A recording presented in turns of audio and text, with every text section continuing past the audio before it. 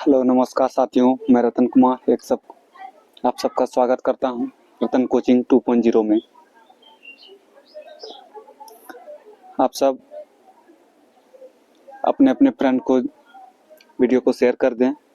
आज जो है क्लास 9th का एनसीईआरटी प्रश्न आज लिए हुए हैं। ठीक है, ये नोट्स काफ़ी महत्वपूर्ण होगा से बनाए हुए, ठीक है ना। तो आप लोग जो भी नए हैं तो आप लोग प्लीज़ आप लोग अपने अपने दोस्त को ये वीडियो शेयर कर दें। और जो भी नए हैं इस चैनल में तो प्लीज़ आप लोग सब्सक्राइब कर दें, कि काफ़ी मेहनत करना पड़ता है, बुक से नोट्स बनाना पड़ता है, उसके बाद आप सबको जो है हम वीडियो को जो है प्रोवाइड करते हैं। तो इसलिए आप लोग से प्लीज़ हाथ जोड़ के निवेदन है कि आप लोग जो है वीडियो को शेयर कर दें और आप लोग सब्सक्राइब कर दें।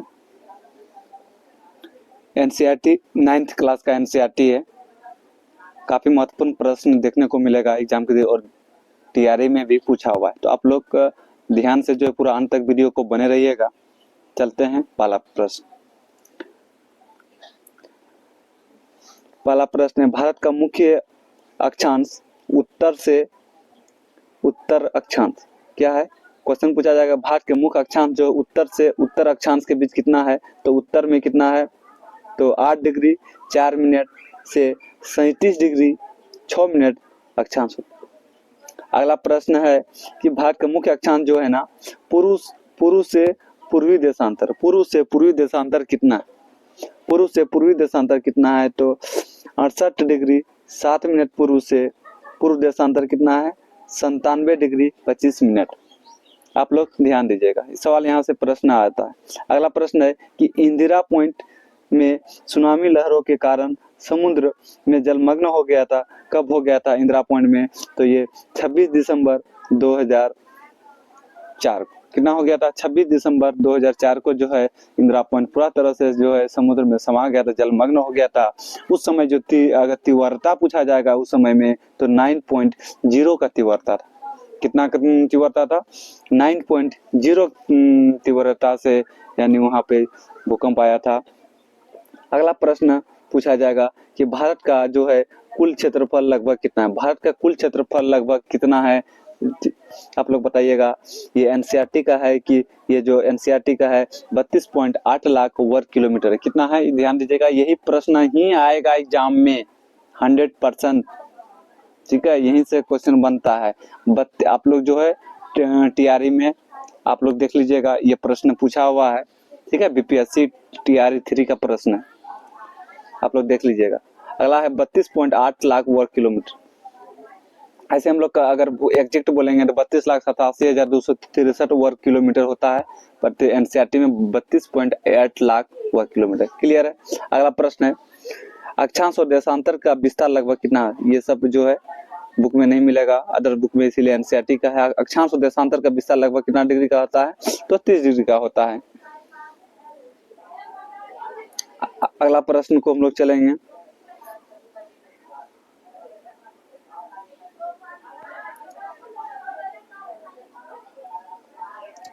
अगला प्रश्न है कि स्वेज नहर का खुलने से जो है भारत और यूरोप के बीच जो है दूरी जो है कितना डिग्री कम हो गया, कितना किलोमीटर कम हो गया। स्वेज नहर जब खुला तो खुलने से जो है भारत और यूरोप के बीच जो है जो दूरी होता है कितना किलोमीटर मतलब कम हो गया, तो आंसर होगा 7,000। कितना होगा, 7,000 जो है किलोमीटर दूरी कम हो गया। स्वेज नहर का जो निर्माण कब हुआ था, 1869। ये भी आप लोग प्रश्न को याद रखिएगा। ठीक है, और स्वेज नहर का निर्माण हुआ 1869 में। आप लोग बताइएगा स्वेज नहर का जो है राष्ट्रकन कब हुआ था, इसका आप लोग जवाब दीजिएगा। स्वेज नहर का राष्ट्रकन कब हुआ, आप लोग बताइएगा। तो राष्ट्रकन कब हुआ था, 1956 में हुआ। कब हुआ था, 1956 में। आप लोग ध्यान दीजिएगा प्रश्न। अगला प्रश्न है भारत की भूमि की सीमाएं उत्तर पश्चिम में कौन सा देश है। उत्तर पश्चिम में देश कौन होता है, तो पाकिस्तान है आप लोग का, और इधर अफगानिस्तान होता है। और उत्तर में पूछा जाएगा कौन है, तो चीन, नेपाल और तिब्बत आता है। ध्यान दीजिएगा, एनसीईआरटी का है चीन है, नेपाल है और भूटान है। और पूर्व में कौन है, म्यांमार और क्या है, बांग्लादेश है। ये प्रश्न को आप लोग याद रखिएगा। नेक्स्ट चलते हैं कि सन 1947 से पूर्व भारत में 2 प्रकार के राज हुआ करता था। यानी जब आजाद नहीं हुआ था उस समय जो है भारत में जो है 2 प्रकार का राज हुआ करता था। वो राज कौन कौन था? तो प्रांत हुआ करता था और रियासत हुआ करता था। क्या क्या हुआ करता था? प्रांत के नाम से जाना जाता था और रियासत के नाम से जाना जाता था। आप लोग ये प्रश्न को ध्यान दीजिएगा, काफी महत्वपूर्ण है, ठीक है ना। टोटल प्रश्न है, इसलिए जो भी प्लीज आप लोग नए हैं तो आप लोग प्लीज दोस्त के रूप में आप लोग शेयर और नए हैं तो चैनल में सब्सक्राइब कर दीजिएगा। काफी मेहनत करना पड़ता, आप लोग देख ही रहे हैं, हैंडराइटिंग नोट्स है। अगला प्रश्न है कि वायसराय द्वारा नियुक्त अंग्रेजी अधिकार प्रांतों पर शासन करते थे। यानी जो प्रांत हुआ था ना, प्रांतों पर शासन कौन करता था? जो ब्रिटिश अधिकारी होता था वही जो है प्रांतों का शासन करता था, ये ध्यान दीजिएगा। अगला है कि रियासतों का शासन जो है स्थानीय शासक द्वारा पैतृकता के आधार पर अंग्रेजी शासकों के प्रभुत्व मानकर स्वायत्तता किया जाता था।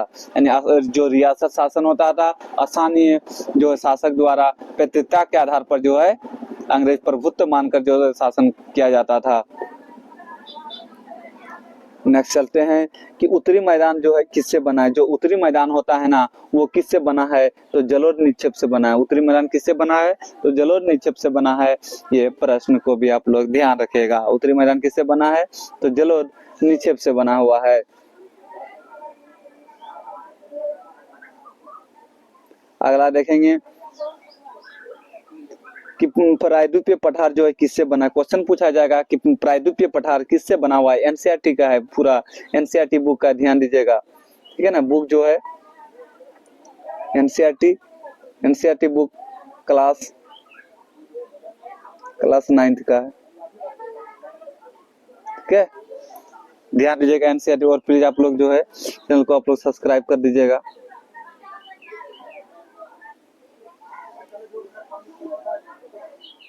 तो प्रायद्वीपीय पठार जो किससे बना है? आग्नेय एवं रूपांतरित सेलों, कम ऊंचाई वाले पहाड़ियों एवं चौड़ी घाटियों से बना हुआ है। ज्योग्राफी का जो आप लोग जितना भी हम क्लास देंगे पूरा हुबहू एनसीईआरटी का बुक का होगा। आप लोग प्लीज पॉलिटिकल का भी देने वाले हैं, हिस्ट्री का भी देने वाले हैं, इसलिए जो है आप लोग जो है वीडियो पर जो है पूरा अंत तक वीडियो को बने रहिएगा, ठीक है। बारी बारी से जो है हम क्लास देते रहेंगे। साइंस का भी मिलेगा, ठीक है। नेक्स्ट प्रश्न को चलते हैं। नेक्स्ट प्रश्न है मुख्य भौगोलिक आकृतियों को वर्गों में विभाजित, यानी मुख्य भौगोलिक जो आकृति है ना उसको वर्ग में बांटा गया है। बहुत सारा वर्ग में बांटा गया है। हिमालय पर्वत में बांटा गया है, उत्तरी मैदान में बांटा गया है, प्रायद्वीपीय पठार में बांटा गया है, भारत मरुस्थल में बांटा गया है, तटीय मैदान ये और द्वीपीय समूह, ये सब जो है भारत में भौगोलिक आकृति का वर्ग के रूप में बांटा गया है। निम्नलिखित में पूछेगा कि मुख्य भौगोलिक आकृति का वर्ग कौन कौन है? तो हिमालय पर्वत आता है, उत्तरी मैदान आता है, इसमें प्रायद्वीप पठार आता है, भारतीय मरुस्थल आता है, तटीय मैदान आता है, तो द्वीपीय समूह आता है।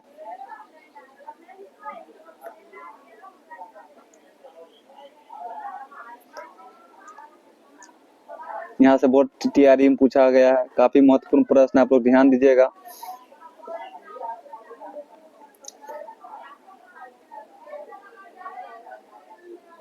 अगला प्रश्न है हिमालय को जो है कितने भागों में बांटा गया है?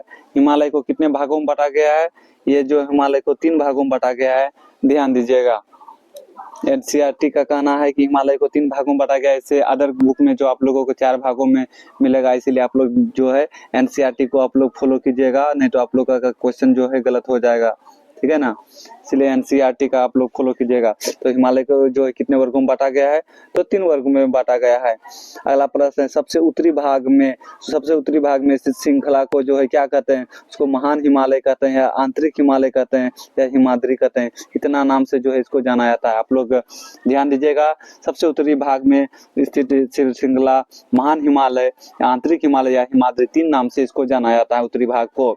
अगला ध्यान दीजिएगा आप लोग, जो मकालू शिखर है किस देश में है? तो नेपाल में है। धौलागिरी कहाँ है? तो नेपाल में। ध्यान दीजिएगा। नंगा पर्वत कहाँ है? तो भारत में है। अन्नपूर्णा कहाँ है? नेपाल में है। काफी महत्वपूर्ण है, एनसीईआरटी का हुबहू है। आप लोग काफी मेहनत करना पड़ता है, इसलिए प्लीज आप लोग शेयर कर दीजिएगा, और जो भी नए हैं प्लीज आप लोग सब्सक्राइब कर दीजिएगा।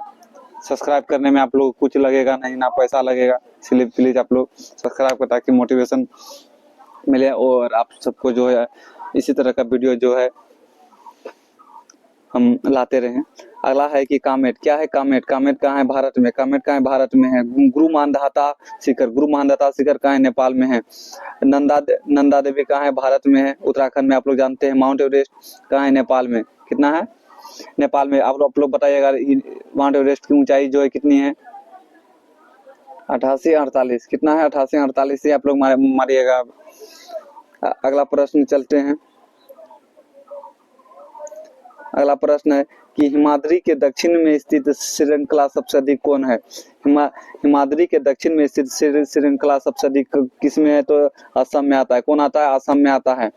ठीक है। अगला है कि लघु हिमालय में सबसे लंबी पर्वत श्रृंखला कौन है? लघु हिमालय का जो सबसे लंबी पर्वत श्रृंखला कौन होता है? तो पीर पंजाल है। कौन है? पीर पंजाल है। एनसीईआरटी प्रश्न है, इसीलिए आप लोग ध्यान दीजिएगा, वीवीआई प्रश्न है। अगला है कि महाभारत श्रेणी। क्वेश्चन पूछा जाएगा कि महाभारत श्रेणी और धौलाधर जो है किस हिमालय का हिस्सा है? काफी महत्वपूर्ण प्रश्न है।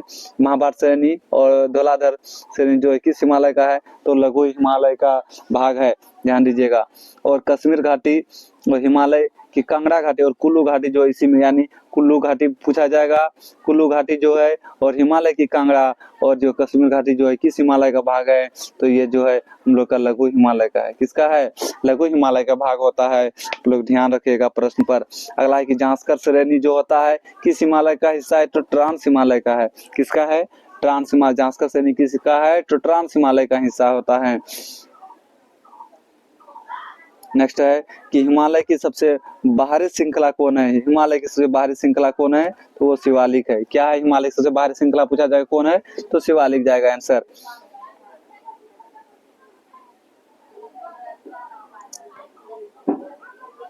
अगला प्रश्न है ये घाटियां बजरी और जलोढ़ की मोटी परत से ढकी हुई है, यानी जो बाहर वाला जो शिवालिक है, शिवालिक श्रेणी किससे बन, यानी बजरी होता है और जलोढ़ की जो है मोटी परत होता है, उसी से जो है ये शिवालिक श्रेणी ढका हुआ है। अगला है कि निम्न हिमालय और शिवालिक के बीच, निम्न हिमालय और शिवालिक के बीच में लंबवत घाटी को हम लोग क्या कहते हैं? धून कहते हैं। धून कहते हैं। क्या बोलते हैं उसको? उसको हम लोग दून कहते हैं। क्या बोलते हैं उसको? दून कहा जाता है। निम्न हिमालय और शिवालिक के बीच में क्या कहता है? उसको दून कहा जाता है।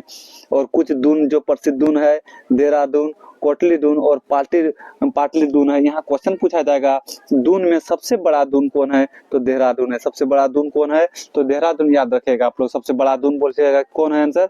देहरादून पूछेगा, बताइएगा। और सतलुज और सिंधु के बीच में जो स्थित हिमालय, उसको जो है कौन सा हिमालय कहते हैं? सतलुज और पंजाब, सतलुज और सिंधु के बीच जो हिमालय होता है उसको पंजाब हिमालय बोलते हैं। उसको क्या बोलते हैं? पंजाब हिमालय कहते हैं। और आप लोग जो है आज के लिए बस इतना ही, बट आप लोग जो है प्लीज आप लोग चैनल को आप लोग सब्सक्राइब कर दीजिएगा।